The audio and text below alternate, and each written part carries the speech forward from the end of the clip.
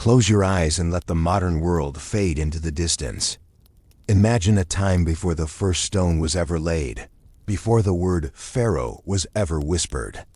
There is only the wind, the endless golden dunes, and a single, shimmering ribbon of blue cutting through the silence of the Sahara. This is the story of the river that birthed the world, and the mystery of the people who learned to harness the sun. The world, as we know it now, is a place of defined borders and mapped territories. But if we allow our minds to drift back past the age of silicon, past the era of industrial iron, past even the founding of the great cities, we find a landscape that feels more like a dream than a reality.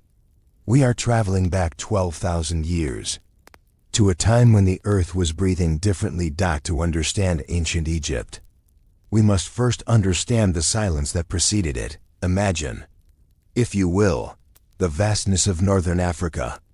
Today, we see the Sahara as a synonymous term for void, a sea of shifting dunes and sun-bleached rock where the wind is the only inhabitant.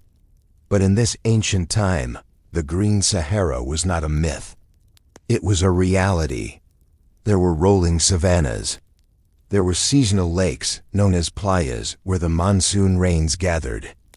Ancestral humans moved through these tall grasses, following the migrations of the giraffe, the elephant, and the giant buffalo. But the climate is a patient giant. Over centuries, the rains began to fail. The monsoons shifted their path, moving southward, leaving the central Saharan plateau to the mercy of the sun. The lakes began to shrink, their edges crusting with white salt. The grasses turned to gold, then to brittle straw, and finally, they vanished into the dust. It was during this slow, agonizing drying of the world that our story truly begins. The wandering tribes, the hunters and the gatherers who had known the freedom of the open plains, found themselves being squeezed.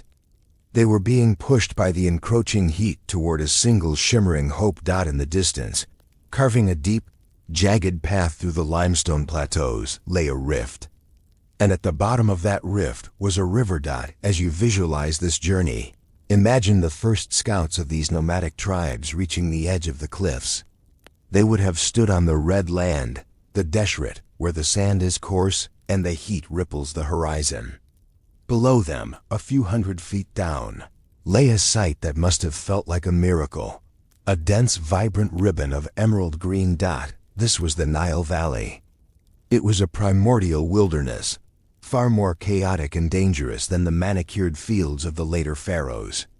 This was a place of tangled papyrus swamps, where the stalks grew 20 feet high, their umbrella-like heads swaying in the north wind. It was a place of thickets and marshes, teeming with life that had also fled the drying desert. The people descended the cliffs, their feet calloused by the abrasive heat of the desert, finding a new sensation, the cool, yielding dampness of the black land, or kemet. This was the silt. This was the secret of the Nile. It was a soil so rich, so dark, and so fine that it felt like velvet between the toes. For the boring history listener, let us dwell for a moment on this silt. It was not mere dirt. It was the pulverized essence of the Ethiopian highlands and the heart of Africa, carried thousands of miles by the blue and white Niles. Every year, without fail, the river would swell. This was the inundation. It was a mystery that would remain unsolved for thousands of years. Why the river rose when the sky remained cloudless and the sun remained fierce. Did not know of the summer rains in the distant mountains of the south. To these early humans, the river was a living pulse. It was a heartbeat. As the tribes settled along the fringes of the valley, they had to adapt.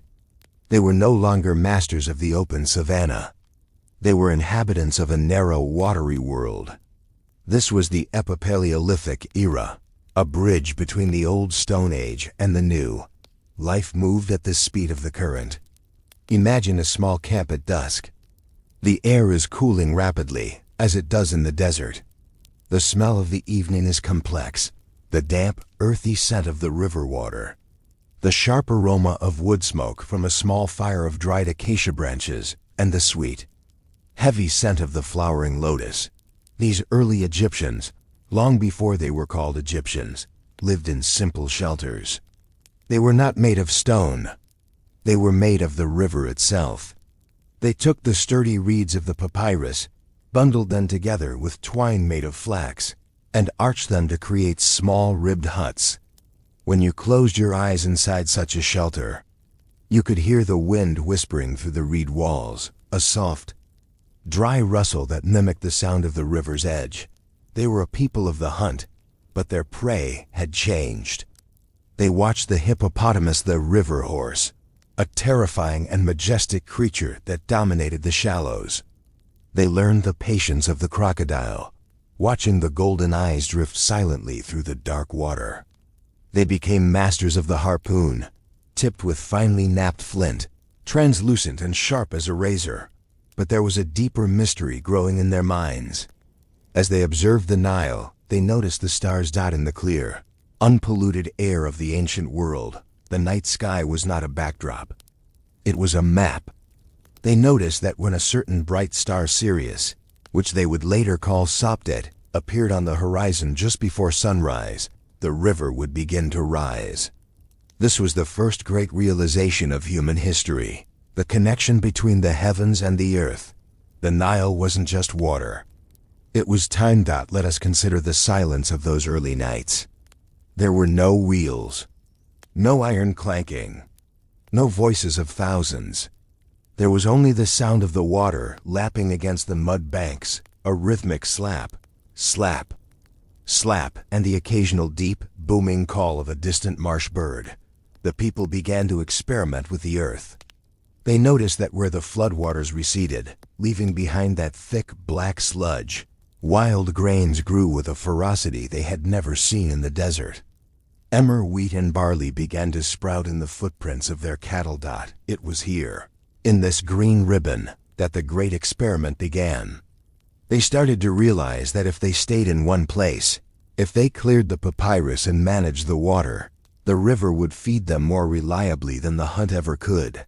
This transition was slow. It took generations. There was no sudden aha moment, only a gradual settling into the rhythm of the silt. They began to craft pottery, simple, hand-coiled bowls fired in open pits. The clay was taken directly from the riverbed, smoothed by hands that were beginning to understand the alchemy of earth, water, and fire. If you look closely at these early pots, found in the graves of the Bedarian culture, you see something astonishing. They are polished until they shine like glass, often with a blackened rim. They are beautiful. Even then, in the primitive dark, the human spirit was reaching for beauty, for symmetry, and for a way to hold the bounty of the Nile. As the centuries drifted by, like the slow-moving silt, the mystery of the Nile deepened. The river was both a giver of life and a bringer of destruction. If the flood was too low, the fields parched and the black land turned to dust. If the flood was too high, the reed villages were swept away in a roar of brown water. This unpredictability birthed the first shadows of religion. They didn't see the river as a resource. They saw it as a god that required balance. This was the seed of Maat, the concept of cosmic order and truth that would define Egypt for 3,000 years.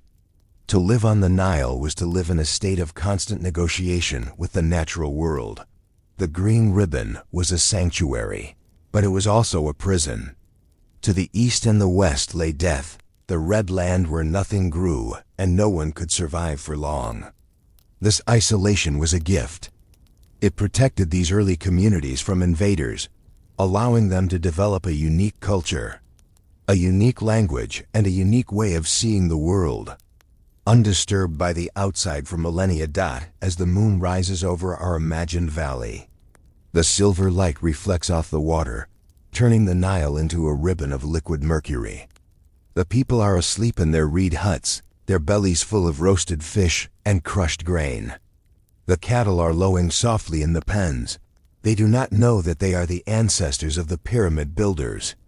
They do not know that their simple reed huts will one day evolve into the towering stone pillars of Karnak. They only know the river. They know its smell, its sound, and its promise. The desert wind blows across the cliffs of the plateau, carrying a few grains of sand down into the valley. But the sand cannot conquer the river. For now, and for thousands of years to come, the green ribbon will hold the line against the golden waste. And in that struggle between the water and the sand, the most mysterious civilization in human history is quietly, patiently, being born. To the modern ear, the word flood often carries the weight of disaster, of breaking dams, lost homes, and chaos. But in the ancient valley of the Nile, the flood was not an ending. It was the beginning. They called it Akhet. Imagine the peak of summer in the Egyptian valley. It is late June. The heat is a physical weight, a shimmering veil that distorts the horizon. The river, which only months ago was a wide and powerful stream, has shrunken to its lowest point. The water is clear, moving sluggishly over sandbars that have emerged like the backs of sleeping leviathans. The black land has turned gray and cracked, the soil splitting into deep, parched fissures that seem to be gasping for a drink. The air is dry, smelling of sun-baked stone and the faint, dusty scent of withered grass. Then, something shifts. It begins not with a roar, but with a change in color. Far to the south, beyond the cataracts that guarded the secret reaches of the river, the water begins to transform. First, it turns a dull mossy green. The ancients called this the Green Nile. This was the arrival of the stagnant waters from the southern marshes, pushed ahead by the coming surge. And then, days later, the color deepens into a dark, chocolate red. This was the Red Nile, thick with the volcanic silt of the Ethiopian highlands, thousands of miles away. To a primitive person standing on the bank, this was magic. There had been no rain. The sky remained a brutal, cloudless blue. No storm had broken the heat. And yet, the river was swelling. It was rising up its banks, inch by silent inch, reclaiming the gray earth and turning it back into the vibrant, wet black of Kemet. Let us pause and consider the mystery that haunted the ancients for 3,000 years. Where did this water come from? The Egyptians believed that at the first cataract, near the island of Elephantine, there was a hidden cavern. Inside this cavern lived Hapi, the god of the flood. Hapi was not a kingly god like Osiris or a sun god like Ra. He was depicted as a nourished, pot-bellied figure with skin the color of the river, draped in papyrus plants. It was believed that Hapi poured the water from 2 jars, hidden in the depths of the earth, keeping the flow in perfect balance. We know now, with our modern maps and satellites, the beautiful truth of the matter. Thousands of miles to the south, the summer monsoons were drenching the mountains of Ethiopia. This massive volume of rain washed the rich, mineral-heavy topsoil into the Blue Nile. The slurry of life-giving mud traveled through the deserts of Sudan, merging with the White Nile and eventually spilling into the long, narrow corridor of Egypt. But the ancients did not need to know the source to feel the pulse. They lived by it. As the water rose, the landscape underwent a surreal transformation.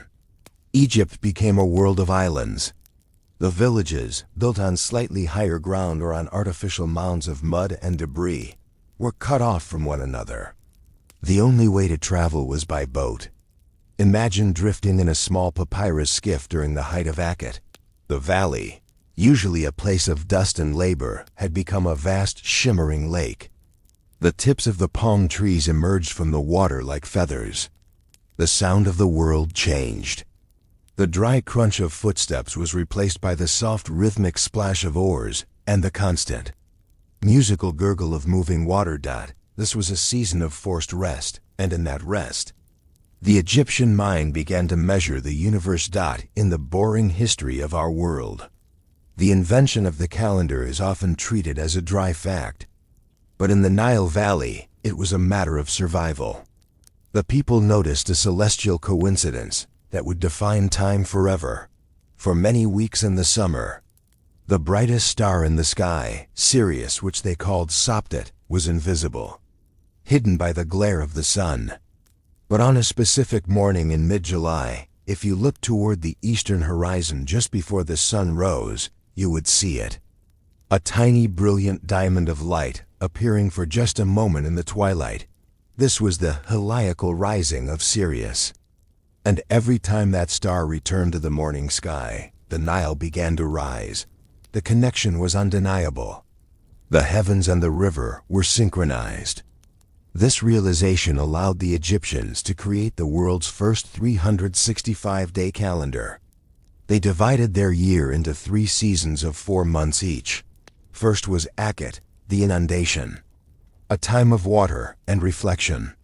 Next was Pere, the emergence. This was the time when the waters receded, leaving behind the fresh, wet silt, and the planting began. Finally, there was Shemu, the harvest, the time of heat and reaping, when the bounty of the river was gathered. Time was not a straight line to them. It was a circle, a pulse. Every year the world ended in heat, and every year it was reborn in the water. But there was a tension beneath this beauty. The pulse had to be perfect, not if the flood was too low, what they called a poor Nile. The water would not reach the higher fields. The silt would not be deposited. The grain would not grow, and the specter of famine would walk the valley. If the flood was too high, an aggressive Nile, it would sweep away the mud-brick homes, drown the livestock, and destroy the very canals the people had spent generations digging. Because of this, the Egyptians became the world's first great bureaucrats and engineers of the water dot near the Temple of Khnum at Elephantine. They carved a Nilometer into the rocks. It was a series of steps leading down into the river, marked with precise measurements. Priests would watch the rising water with bated breath. A good flood was about 28 cubits. If the water hit that mark, the bells would ring. And the people knew they would eat dot as you listened to the steady, imagined flow of this water. Think of the immense quiet that settled over the land during these months. With the fields under water, there was no farming to be done. This is the great why behind the monuments of Egypt. The people weren't slaves being whipped into labor. They were farmers who had 3 months of free time because their fields were covered in water. They were mobilized by the state to work on the great stone projects, the temples and the tombs, as a way of paying their labor tax to the pharaoh, who in turn fed them from the royal granaries. The pyramids were built not in spite of the flood, but because of it. The water allowed the heavy limestone blocks to be floated on barges right to the base of the construction sites. The Nile was the conveyor belt of civilization. As the months of Akhet drew to a close, the character of the river changed again. The water began to lose its red tint. It slowed. And then, it began to retreat. This is perhaps the most magical part of the cycle. As the water pulled back, it left behind a gift. The black land. If you were to walk out onto a field that had just emerged from the flood, your feet would sink into a cool, buttery substance. This silt was so nutrient-rich that it required no fertilizer. It was a dark obsidian-colored loam that smelled of minerals and ancient earth. The farmers did not need heavy plows. They simply scattered the seeds and led their sheep or pigs across the mud to trap the grains into the soil. The pulse of the inundation was a promise kept. It was a guarantee that, no matter how harsh the sun, the river would return to wash away the salt, refresh the earth, and sustain the people. Now, imagine the sun setting over the flooded valley for the last time in the season. The water is as still as a mirror, reflecting the deep purples and oranges of the Egyptian twilight. The frogs are beginning their nightly chorus, a dense vibrating sound that seems to come from the earth itself. The people are sitting on the roofs of their mud-brick houses, watching the stars, waiting for Sirius to climb higher in the sky. The mystery of the Nile was not just in its water, but in its reliability. In a world that felt chaotic and frightening, the Nile provided a rhythm. It taught the human mind to look for patterns, to plan for the future, and to believe in the possibility of resurrection. The river is quiet now. The great swell has passed. The land is wet, black, and waiting for the first green shoots of the new year. And as the valley sleeps, the silt settles deeper into the cracks of the earth, holding the secrets of 1,000 generations. The water has receded. The great chocolate-colored mirror of the inundation has pulled back its heavy curtain, leaving behind a world that is slick, dark, and silent. As the sun rises over the eastern cliffs, the valley of the Nile does not look like a desert. It looks like the beginning of time.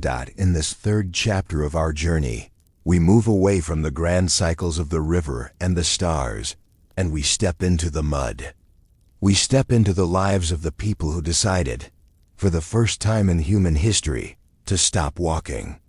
We are entering the era of the first settlements, the shadows on the silt. For thousands of years, to be human was to be a shadow yourself, a flickering presence that moved with the herds, leaving nothing behind but the ashes of a fire or a broken flint. But as the Sahara dried and the Nile became the only reliable heartbeat in the world, a new mystery began to take shape.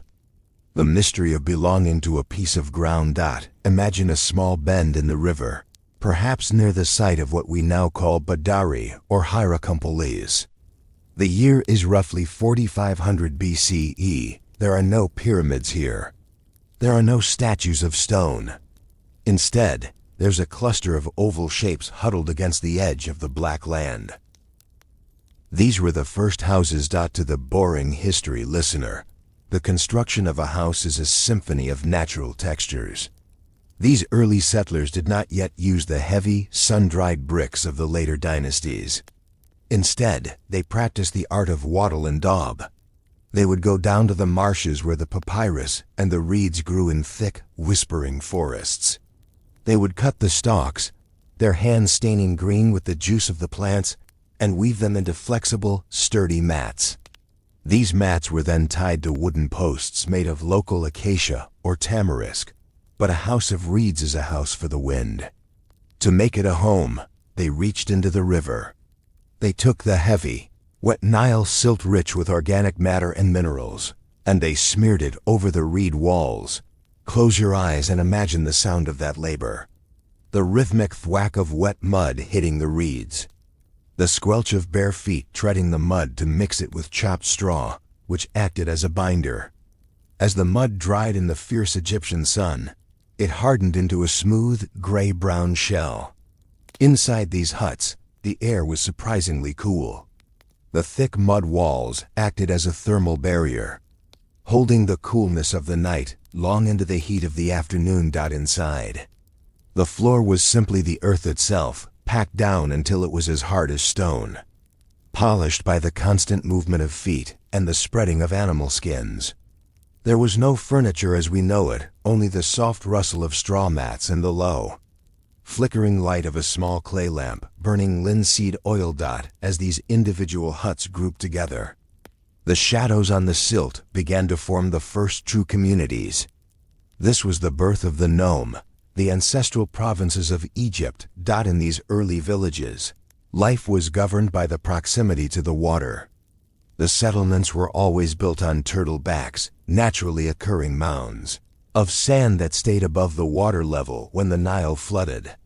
When the inundation came, these villages became tiny islands in a vast, brown sea. Imagine the atmosphere of such a village at night. You are surrounded by water for miles in every direction.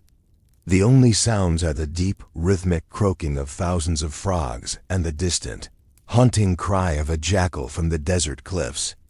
The people lived in a state of watery isolation, huddled together with their livestock, goats, sheep, and the ancestral cattle with their long, elegant horns. This proximity created the first social structures. If your neighbor's irrigation ditch broke, your field would wither. If you took too much water, the family downstream would starve. Survival was no longer an individual hunt. It was a collective negotiation. They began to appoint water masters, the elders who understood the slope of the land and the timing of the moon. These were the first shadows of a government, emerging not from a desire for power, but from the simple, muddy necessity of sharing a river. But there is a deeper, more mysterious shadow that hangs over these early settlements, the shadow of the ancestors. In the modern world, we often separate the living from the dead. But the early Egyptians saw no such border. As they settled the land, they had to decide what to do with those who passed away.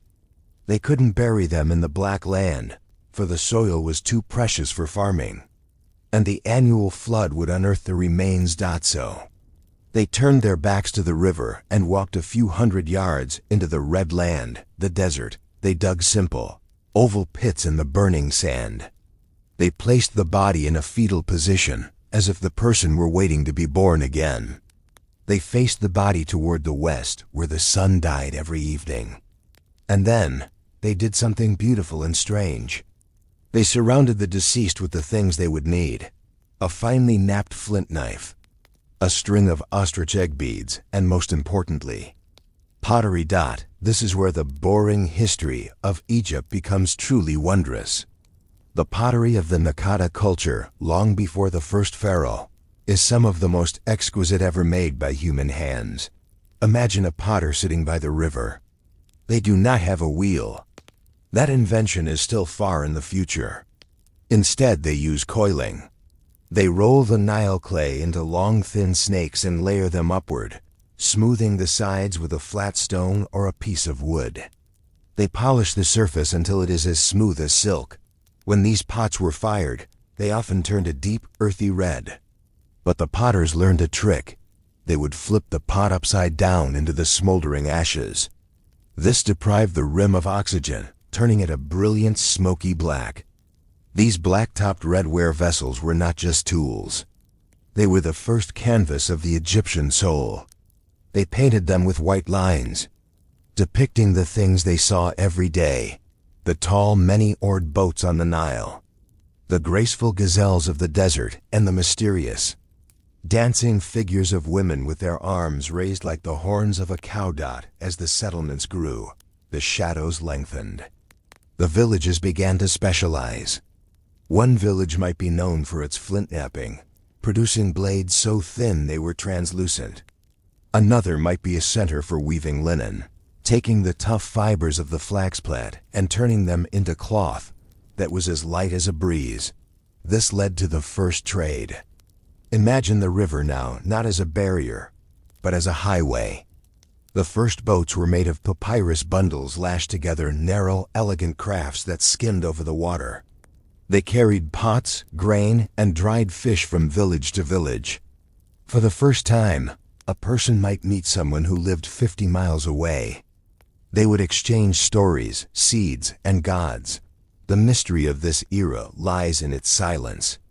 These people had no writing yet. They left no names, no dates, and no records of their wars or their loves. We only know them by the things they left behind in the silt: a broken bead, a discarded tool, a charred grain of wheat. Yet, as you drift toward sleep, consider the reality of their existence. It was a life of intense physical connection. To live in the first settlements was to always have the smell of damp earth in your nostrils. It was to feel the grit of the desert sand in your teeth. It was to know every ripple of the river and every phase of the moon. These were not primitive people in the sense of being simple-minded. Their brains were as complex as ours. They were engineers of the mud, astronomers of the horizon, and artists of the clay. They were building the foundation. Every stone of the Great Pyramid, every golden mask of Tutankhamun, and every prayer carved into the walls of Luxor began here with a group of people, deciding to press their feet into the black silt and stay. The sun is setting now over the ancient village. The smoke from the cooking fires rises in straight, blue needles into the still air. The families are gathering inside their mud-walled sanctuaries. The river continues its eternal heavy flow, a dark heartbeat in the dark land. The shadows of the first houses stretch long across the silt, reaching toward a future they could never imagine, but which they were already creating. the valley is quiet. The black land is drinking the last of the light. And the first Egyptians are dreaming of the river. To understand the mystery of Egypt's birth as a nation, one must first understand the deep physical duality of the land. Egypt was never just one place. It was two distinct worlds, separated by the character of the river and the shape of the earth. In the south, which we call Upper Egypt, the valley is a narrow, rugged corridor. Here, the desert cliffs press in closely on both sides, leaving only a slim ribbon of black land along the banks. It is a world of vertical lines, high limestone walls, tall palm trees, and the sun that strikes with a fierce, direct heat.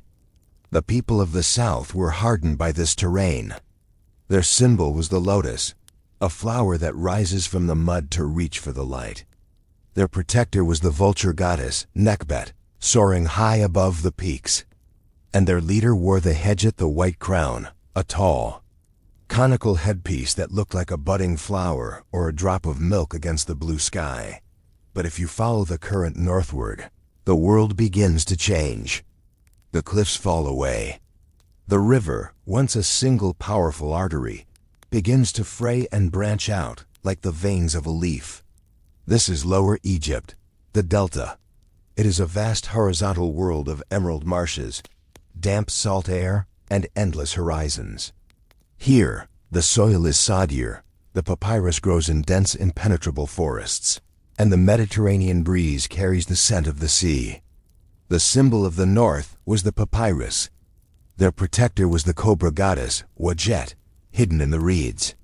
And their leader wore the deshret, the red crown, a flat-topped cap with a high back and a delicate, curling wire that reached forward like a questing tentacle. For centuries, these two worlds lived in a state of wary balance. They traded, they bickered, and they watched each other across the shifting borders of the river. But the Nile is a single river. It does not care for borders. And as the population grew, the mystery of the river demanded a single master. Close your eyes and imagine the atmosphere of this transition. It is not an era of sudden loud explosions, but of a slow, grinding shift in the social tectonic plates. In the south, a city began to rise, Hierakonpolis, the city of the hawk. Here, the air was thick with the smell of wood smoke and the copper tang of the first metal workers. The leaders of the south were no longer just village elders. They were becoming something more. They were the followers of Horus. They saw themselves as the earthly manifestations of the sky god, the hawk that sees everything from above. Among them rose a figure whose name still echoes in the halls of history, though he feels more like a ghost than a man. He is known to us as Narmer. In the boring history of the world, we often focus on the battles, but let us instead focus on the weight of Narmer's vision. Imagine him standing on the deck of a great cedar wood ship, the largest vessel ever seen on the Nile. The hull is painted with ochre and decorated with the tails of bulls. As he sailed north, he wasn't just conquering territory. He was trying to stitch the world together. The mystery of this unification is captured on a single, shield-shaped slab of gray-green siltstone known as the Narmer palette. If you were to run your fingers over its cool, carved surface, you would feel the story of Egypt's birth. On one side, Narmer wears the white crown of the south, his arm raised in a gesture of absolute power. But turn the stone over, and there he is again, this time wearing the red crown of the north. By placing both crowns on one head, Narmer did something that had never been done before. He created the concept of a nation. He became the lord of the two lands. But how did this feel to the common person living in a reed hut? Think of the silence of a village in the Delta. For generations, your world ended at the edge of the marsh. But now, messengers arrive in boats carved with the symbol of the hawk. They speak of a king who lives 1,000 miles to the south. They speak of a new order where the grain from the north will be stored in the granaries of the south, and the stone from the southern quarries will be floated north to build temples. Unification brought a new kind of peace there. piece of the great house, or what would later be called the Pharaoh. To cement this union, Narmer, or perhaps his successor, Menes, did something remarkable. He chose a spot exactly where the narrow valley of the south meets the wide fan of the north. At the apex of the delta, he founded a new capital, Memphis. In your mind's eye, see the city of Memphis as it first appeared. It was called Ineb Hedge, the White Walls. Imagine massive mud brick walls, coated in fine white gypsum plaster that caught the morning sun and reflected it across the water like a beacon. Inside those walls, the mystery of bureaucracy was born. This was the first time humans kept records of every cow, every bushel of grain, and every man-hour of labor. The scribes began to develop their marks, the first hieroglyphs turning the sounds of the wind and the river into permanent scratches on clay and papyrus. This was the birth of the dual monarchy. The king was not just a king. He was the Nejit Bidi, the one who belongs to the sedge and the bee. The sedge represented the south, and the bee represented the north. As the two lands merged, the spiritual mystery of Egypt deepened. The gods of the south and the gods of the north had to learn to live together. Imagine a great festival in the new capital. The air is heavy with the scent of kifi, incense, a blend of honey, wine, raisins, and myrrh. The priests of the north bring the images of the cobra, and the priests of the south bring the vulture. They are not competing. They are joining. The king stands between them, wearing the pshunt, the double crown. It was a physical manifestation of balance. The white cone of the south was nested inside the red cradle of the north. This was the creation of Ma. In the boring history of sleep, let us dwell on this word, mat. It is the sound of a feather falling. It is the concept of truth, balance, and cosmic order. The Egyptians believed that without the king holding the two lands together, the world would dissolve back into the chaotic waters of the primeval void. The unification wasn't just about politics. It was about keeping the stars in their courses and the Nile in its banks. The green ribbon we spoke of in the first chapter was now a single unified spine. From the first cataract at Aswan to the salty marshes of the Mediterranean, one voice ruled. The sun is setting now over the white walls of Memphis. The river is crowded with ships not of war, but of commerce. They carry white linen, golden honey, copper ore, and jars of dark, thick beer. The tension of the old tribal wars has faded into a quiet, industrious hum. The people are beginning to see themselves as part of something eternal. They are no longer just members of a tribe. They are the people of the two lands. They are the inhabitants of the most stable and enduring civilization the world has ever known. As you drift further into the stillness, imagine the double crown resting on a golden stand in the heart of the palace. It is more than an object. It is the mystery of how many become one. It is the silence of the desert meeting the rustle of the delta. The Nile flows on, indifferent to the crowns of men, yet it is the river that forced them together. It is the river that demanded one law, one calendar, and one heart. And in the quiet of the Egyptian night, under the watchful eyes of the vulture and the cobra, the first great nation of earth begins to dream of eternity. The valley is unified. The two lands are at peace. And the story of the pharaohs has only just begun. Imagine you are standing in the city of Memphis during the Third Dynasty, around 2650 BC. The white walls of the capital are gleaming. King Djoser sits upon the throne. He is a man of deep faith and even deeper ambition. He has seen the tombs of his ancestors, the mastabas. A mastaba was a simple, flat-topped rectangular structure made of sun-dried mud bricks. It looked like a giant bench sitting in the sand. Below it lay the burial chamber, and above it, the family would leave offerings. But Djoser and his vizier, a man named Imhotep, saw a flaw in this design.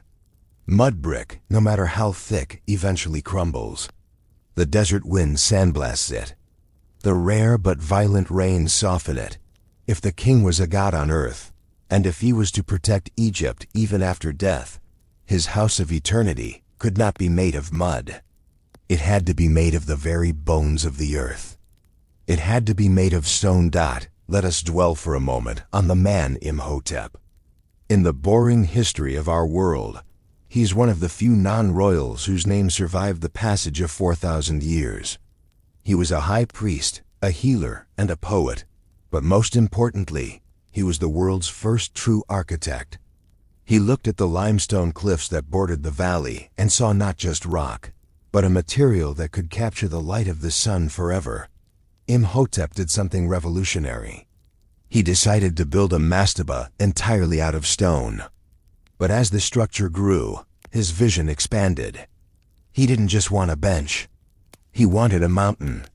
He began to stack one mastaba on top of another, each one slightly smaller than the one below it, 6 layers of stone rising nearly 200 feet into the air.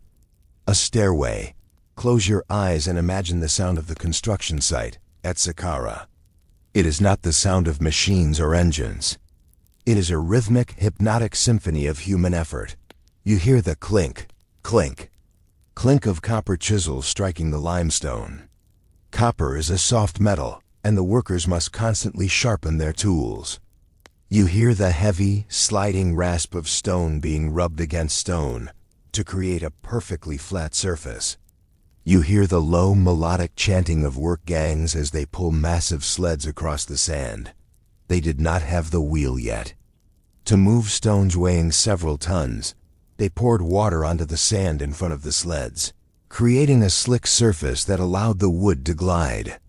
The air is thick with a fine, white powder limestone dust that coats the skin of the workers until they look like living statues. Moving in slow motion under the golden sun. This was not a place of misery or slavery. These were the farmers we met in the earlier chapters, working during the season of the inundation. They were fed from the royal granaries, eating bread, onions, and dried fish, and drinking thick, nourishing beer. They were part of a sacred mission. They weren't just stacking rocks. They were building a machine that would launch their king into the afterlife.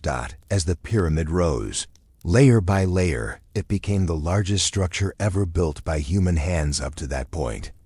It was a physical manifestation of the sun's rays, frozen in stone. But the mystery of Djoser's pyramid is not just what stands above the ground. The true wonder lies beneath. While the stairway reached for the clouds, Imhotep's miners were carving an underworld beneath the plateau. Imagine descending a dark, narrow shaft, deep into the bedrock. Below the step pyramid lies a labyrinth of tunnels and galleries stretching for nearly 3.5 miles. It is a silent, subterranean city. As you wander through these tunnels in your mind, you find rooms that were meant to be the eternal palace of the king. Some of the walls are covered in something breathtaking. Thousands of small, shimmering tiles of blue faience. Faience is a ceramic made of crushed quartz, coated in a glass-like glaze. The color is a vibrant electric turquoise, the color of the Nile under a midday sun, or the color of the sky at the edge of twilight. These tiles were arranged to look like reed mats, mimicking the walls of the primitive huts we saw in the first settlements. Imhotep was using the most advanced technology of his time to immortalize the simplest, most ancient traditions of his people. Even in a house of stone, the king wanted to feel the shadow of the reeds. In the center of this labyrinth lies the burial shaft, 80 feet deep. At the bottom sits a massive sarcophagus made of granite blocks brought from the far south. This was the sarcophagus chamber, the silent heart of the mountain. Why a stairway? The Egyptians looked at the night sky with a sophisticated, spiritual eye. They noticed that most of the stars moved across the sky and disappeared behind the horizon. But there was a small group of stars in the north that never set. They were always visible, circling the North Star. They called these the Ikenusek, the imperishable stars. To the Egyptian mind, these stars were the ultimate destination. If the king's soul could reach those stars, he would become imperishable himself. He would never die, and as long as he lived in the heavens, Egypt would be safe. The step pyramid was designed as a literal launch pad. The angles, the steps, and the orientation were all focused on the northern sky. It was a bridge between the mud of the Nile and the light of the cosmos.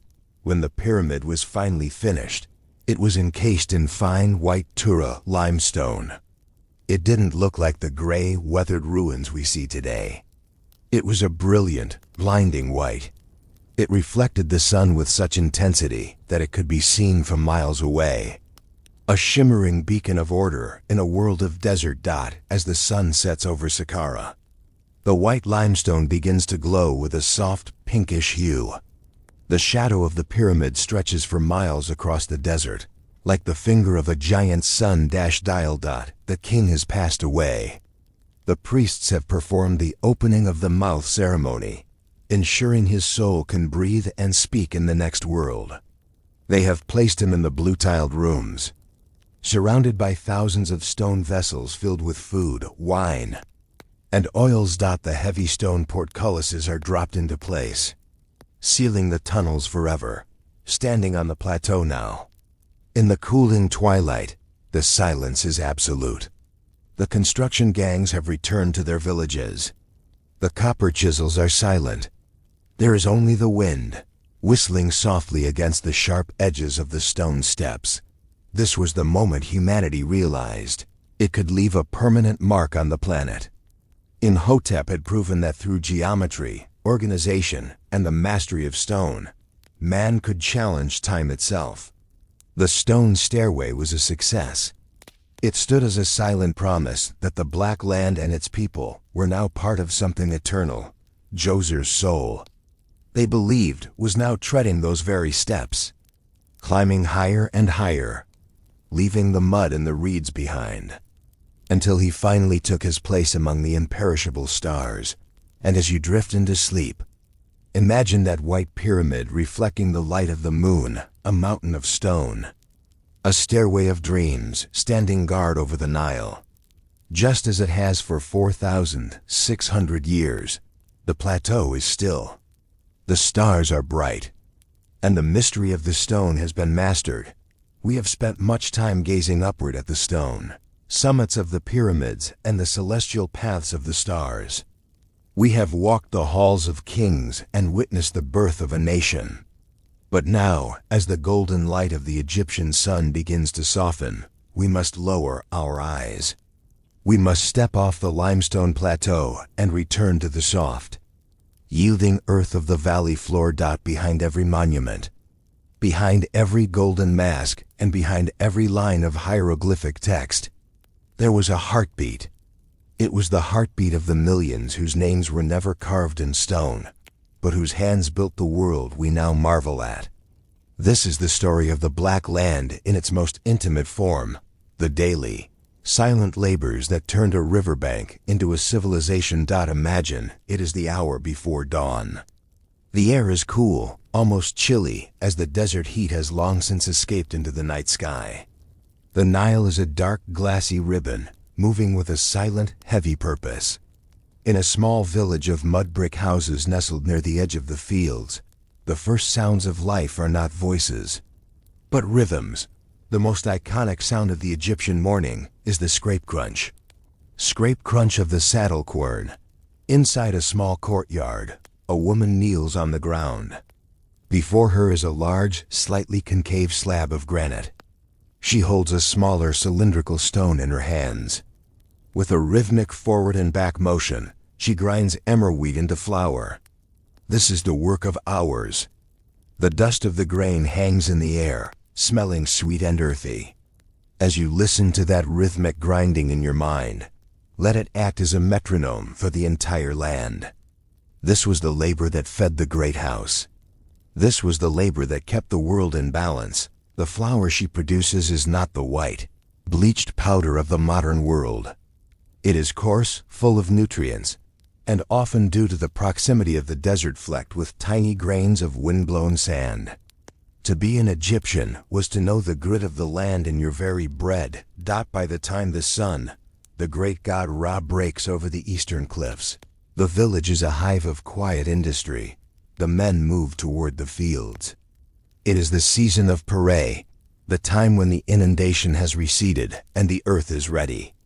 The soil is so rich it looks like dark chocolate, still moist and cool to the touch. They carry simple wooden plows, often little more than a sturdy branch tipped with a piece of flint or, for the lucky, a rare bit of copper. But often, they do not even need the plow. Imagine a farmer leading a flock of sheep across a freshly silted field. He scatters the seeds by hand, a sweeping, graceful gesture that has remained unchanged for millennia, and the sheep, with their pointed hooves, tread the seeds deep into the soft mud. The sound of the sheep's bleating and the soft squelch of the mud creates a peaceful, agrarian symphony. This was the labor of Matt. The farmer did not see himself as a master of the land, but as its partner. He was part of a cycle. If he tended the irrigation canals, clearing the silt and ensuring the water flowed to his neighbor's plot as well as his own, then the river would reward him. To work the black land was a form of prayer, while the men are in the fields. The courtyards of the village are filled with the scent of wood smoke and fermentation. In ancient Egypt, bread and beer were not just food. They were the currency of life. The baker and the brewer often worked side by side. The bread was shaped into cones, circles, or even figures of animals, then placed into heavy clay pots and nestled into the hot ashes of a sunken oven. The beer, however, is the true mystery of the kitchen. This was not the clear, carbonated liquid of today. It was a thick, nutritious, porridge-like brew, rich in vitamins and low in alcohol. They called it Heket. They would take half-baked loaves of barley bread, crumble them into large jars of water sweetened with date juice, and let the natural wild yeasts of the Nile air do their work. Imagine the brewer sitting in the shade of a sycamore fig tree, stirring the mash with a long wooden paddle. The smell is yeasty, sweet, and slightly sour. This beer was the lifeblood of the pyramid builders. It provided the calories needed to move mountains of stone and the hydration needed to survive the Egyptian sun. As the brewer works, the only sound is the liquid slop-slosh of the paddle and the occasional buzz of a honeybee, attracted to the date in another corner of the village. Under a canopy of woven mats, we find the weavers. If the river gave the Egyptians food, the flax plant gave them grace. The Egyptians were obsessed with cleanliness and light. They loathed the heavy, itchy wools used by the barbarians of the north. They wanted to wear the light of the sun. The process of turning a tough, green flax stalk into a gossamer thin linen robe is a labor of incredible patience. The stalks are soaked in the river until the outer fibers rot away, a process called retting.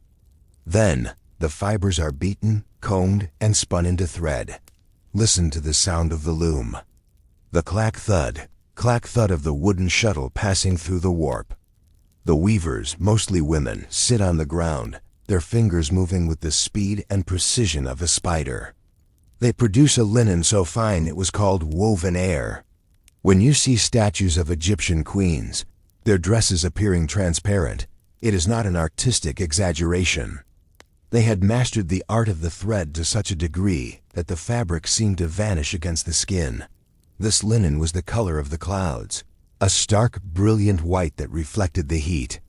To put on a fresh linen tunic after a bath in the river was the ultimate luxury, available to the peasant and the pharaoh alike. As the afternoon heat reaches its peak, a profound silence settles over the black land. This is the hour of rest. The farmer finds shade under a palm tree. The weaver sets down her shuttle. The baker covers her dough with a damp cloth. In this stillness, you can hear the true voice of Egypt. It is the sound of the wind rattling the dry leaves of the dam palm. It is the distant, rhythmic creak of a shadoofa counterbalanced, lever used to lift water from the river into the higher canals. The shadoof is perhaps the most realistic symbol of Egyptian labor. It is a simple tool, a long pole, a weight of mud at one end, and a leather bucket at the other. It requires a constant swaying motion of the body. Down into the water, lift, swing, pour.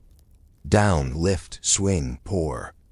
This motion, repeated millions of times a day across the length of the Nile, kept the green ribbon from being swallowed by the golden waste. It was a silent, grueling labor, yet there is a meditative quality to it. The worker becomes one with the machine, one with the water, and one with the gravity of the earth. As the sun begins its descent toward the western cliffs, the gates of the underworld, the labor concludes. But there is one final task. The Egyptians were a people of beauty. Even the humblest laborer would reach for a small carved stone jar. Inside was coal, a black powder made of crushed stibnite or malachite.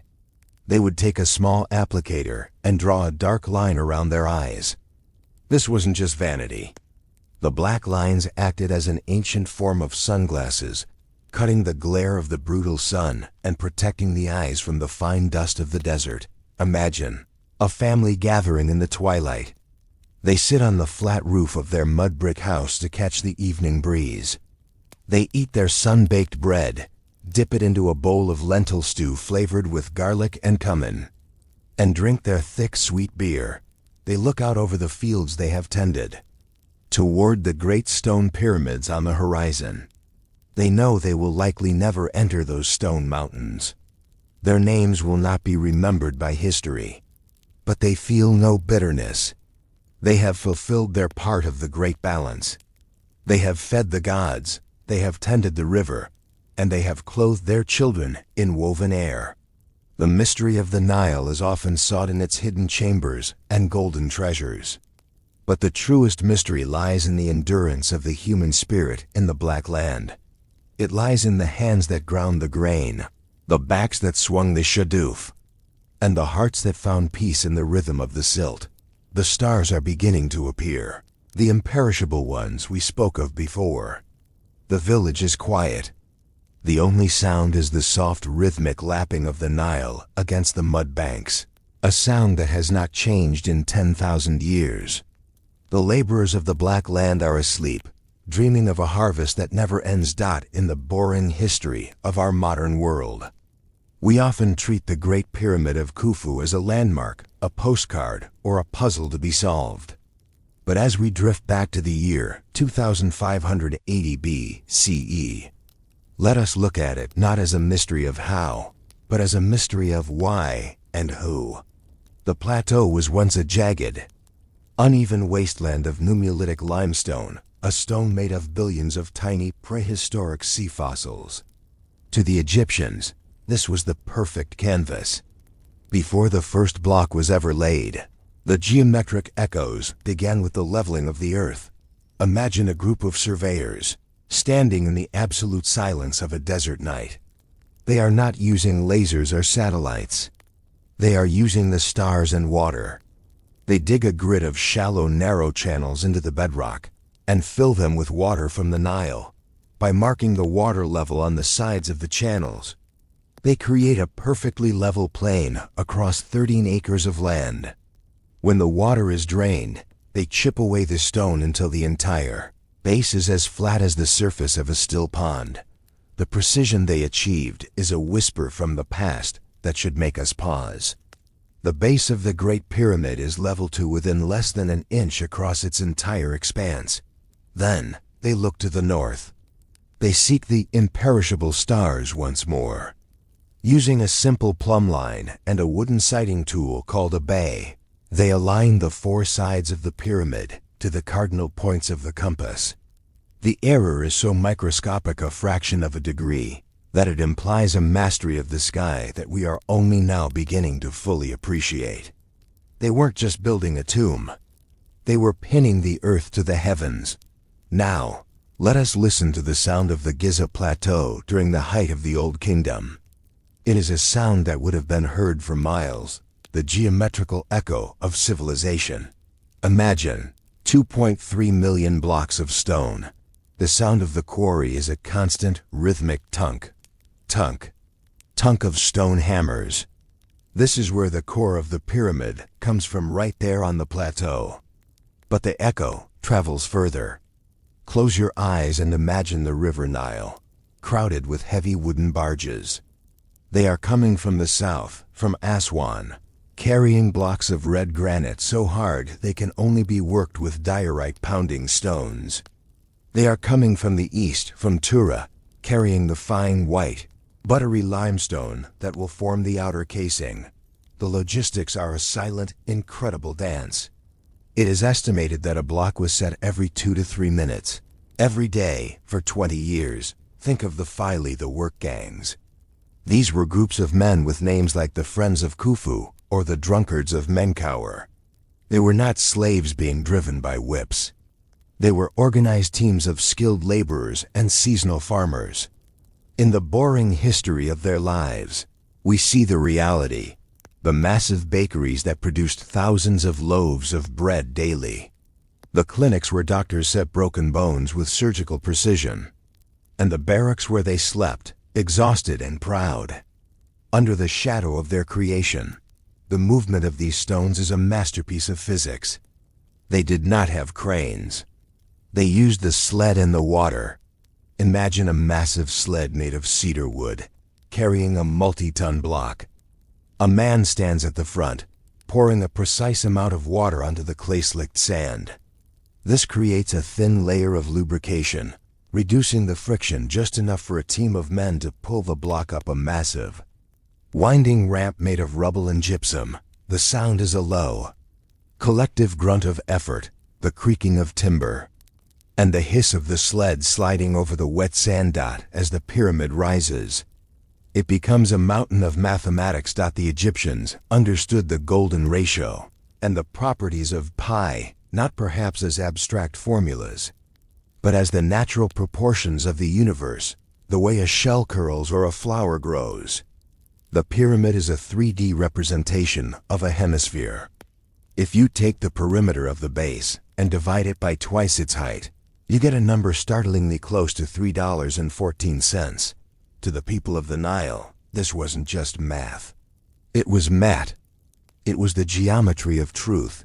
But as the exterior reached for the sun, the interior was becoming a labyrinth of silence. Imagine entering the Great Pyramid today, as it was then. You walk through a narrow, low passage, the air becoming thick and warm, smelling of ancient stone and the smoke of oil lamps. Then, suddenly, the space opens up. This is the Grand Gallery. It is one of the most mysterious spaces in the world. It is a long, soaring, corbelled hallway where the walls step inward as they rise, reaching a height of 28 feet. The acoustics here are haunting.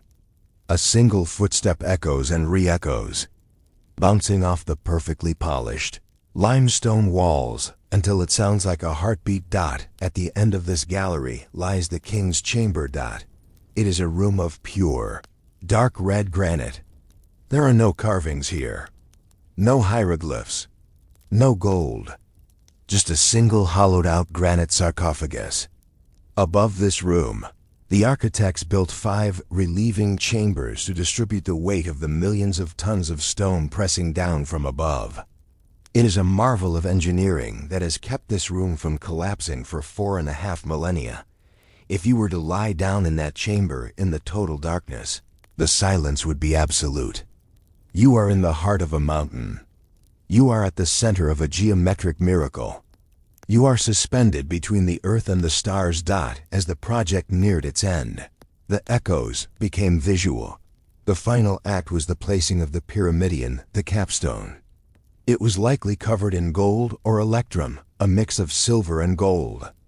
As it was hauled to the very peak, 481 feet in the air, it caught the first light of the morning sun before the rest of Egypt was even awake. And then, the casing stones. We see the pyramids today as jagged brown steps. But in their prime, they were covered in Tura limestone, polished until they shone like a mirror. The Great Pyramid was a blinding, brilliant white. It was a solid, seamless object that looked as if it had fallen from the sky rather than been built from the ground.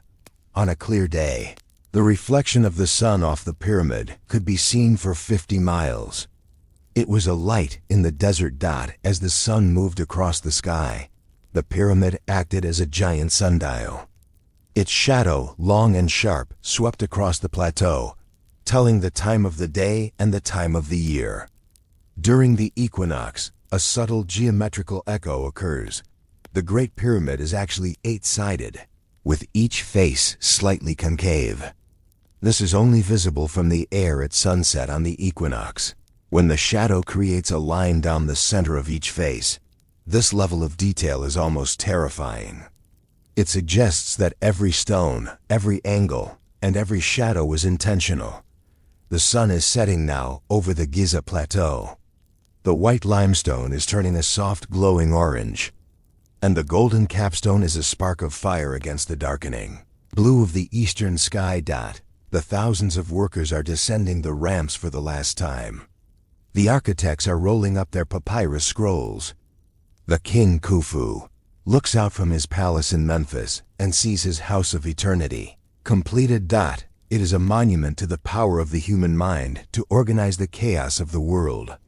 It is a geometric echo that says, "We were here. We understood the stars. We mastered the stone. We are eternal." As you drift toward sleep, imagine the Giza Plateau in the moonlight.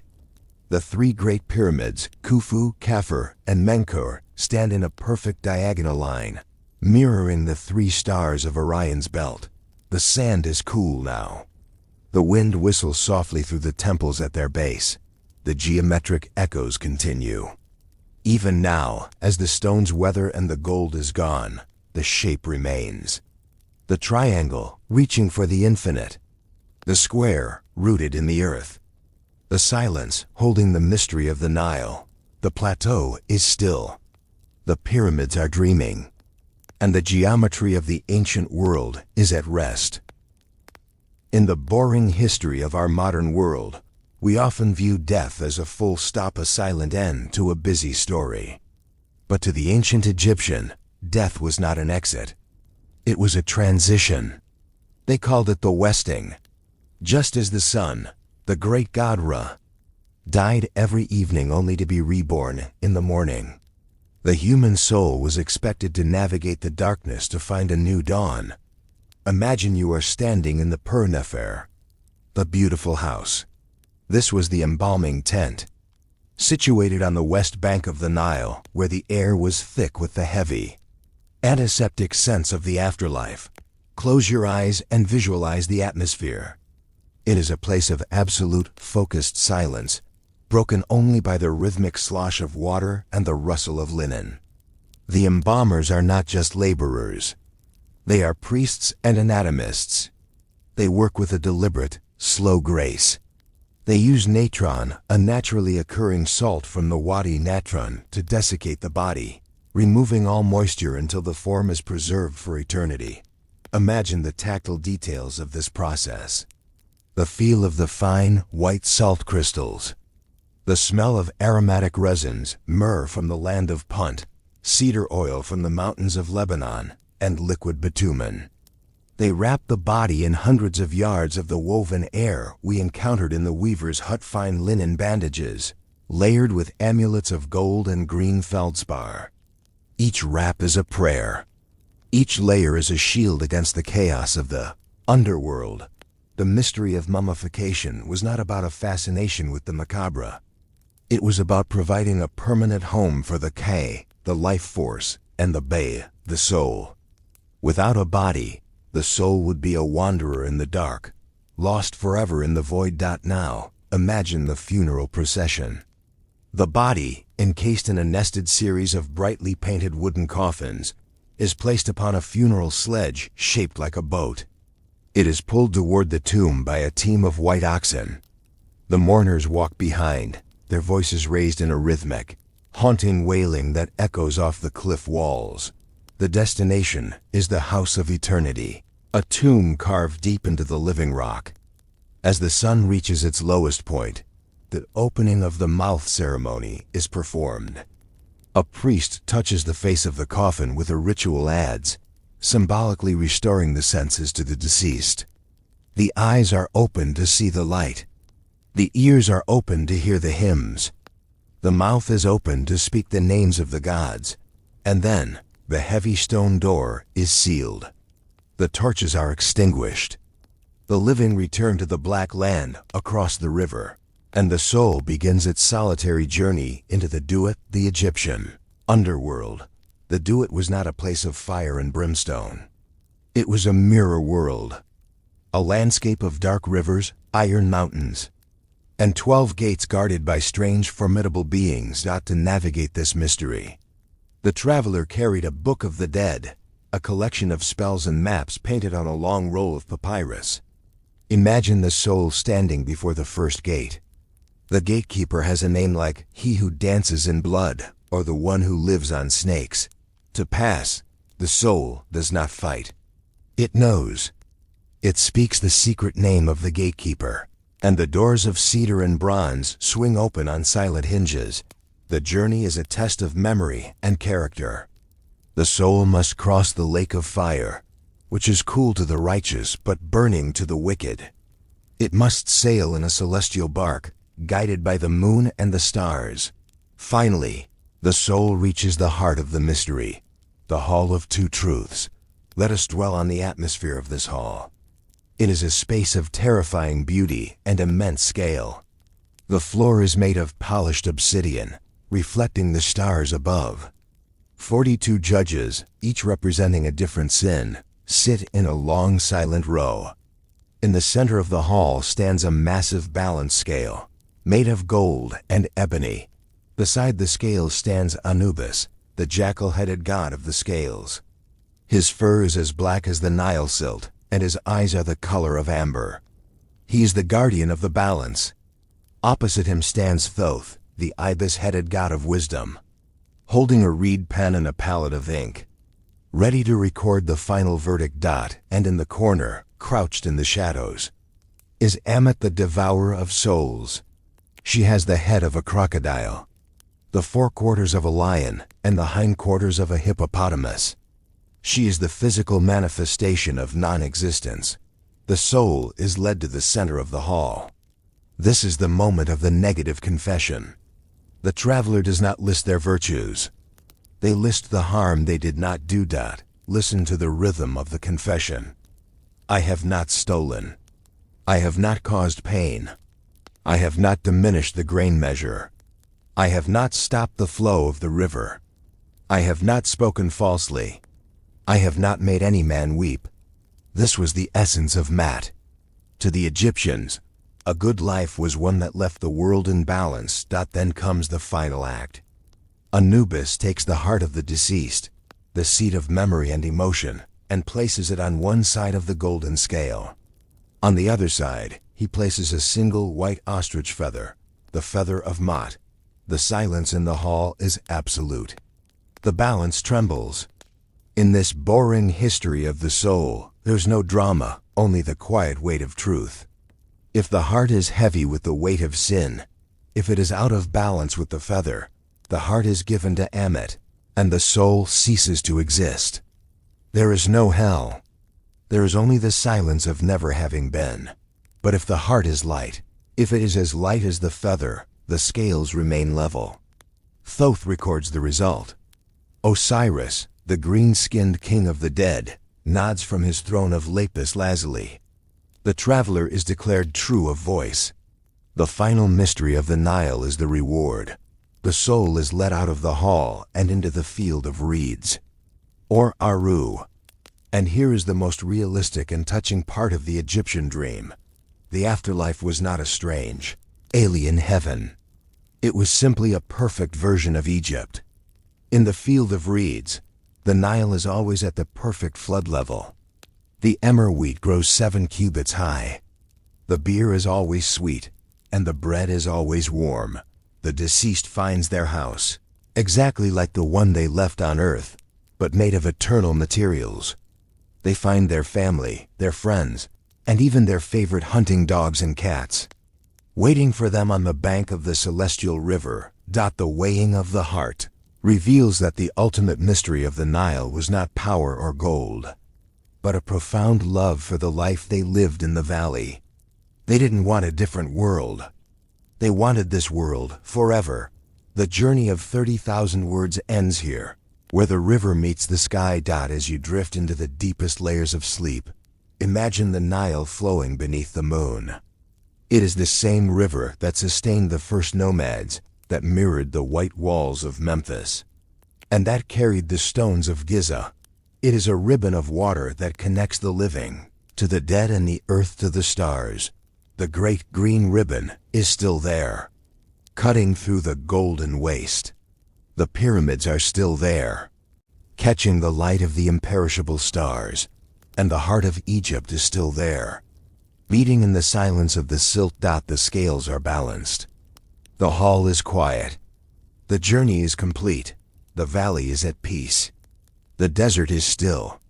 And you, like the ancient traveler, are now safe in the field of reeds, where the river of sleep flows forever, calm and deep.